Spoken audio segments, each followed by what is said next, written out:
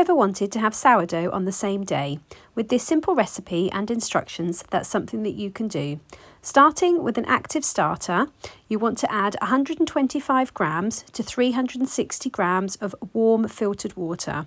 When it comes to making sourdough on the same day, it is important that we do use warm water rather than cold water to accelerate the process. Mix the two together and then add in 500 grams of strong white bread flour. You can use any flour of your choosing, but I do advise that strong white bread flour has a high protein content and will work really well for sourdough bread. We're also going to add into this 12 grams of sea salt. And before we mix it together, do take the scales away because the scales can break by putting too much pressure onto it. As you can see, a dough starts to form by using the Danish whisk, and very quickly it comes together.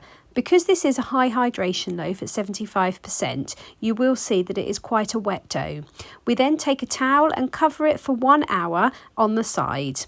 Because it was a high hydration loaf, you will find that coil folds work more easily with this. But as we go through the coil folds, you'll see that it does become softer and silkier.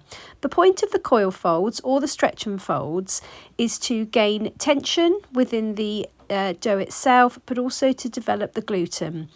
After 2 lots of stretch and folds, which are carried out half an hour apart, I then moved on to stretch and folds because I felt that the dough had created quite a lot of tension and was going to suit these much better. You can choose which ones you do, whether you do 4 lots of coil folds, 4 lots of stretch and folds, or mix them up like I did. Then leaving it on the side for about 2.5 hours.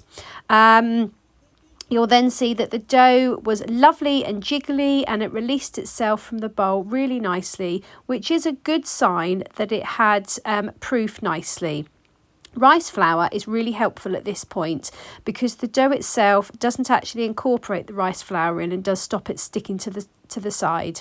So folding it in on itself and then rolling it up into a ball like this.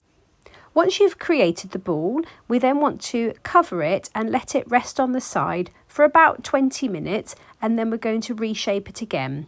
So after 20 minutes, turn it over, and then we're going to laminate it back out onto the side. You'll see the second time round that the dough itself has become much firmer, and then we're going to fold it up in exactly the same way and roll it up into a ball.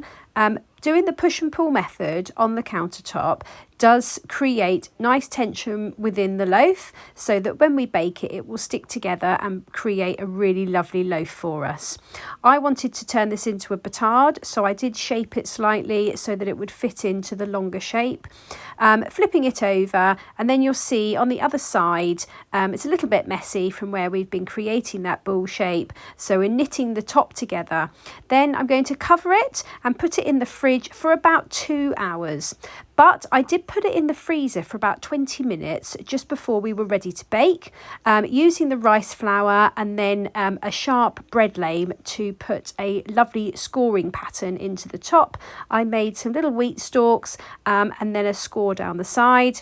An hour before we want to bake, I put the Dutch oven into the oven whilst the oven was preheating for 1 hour. By doing that does allow the bread to rise really nicely within the oven and does give a lovely spring within the loaf.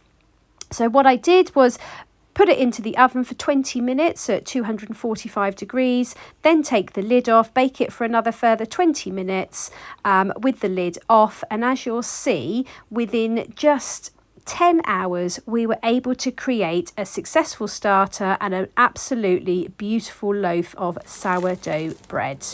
I hope you enjoy watching.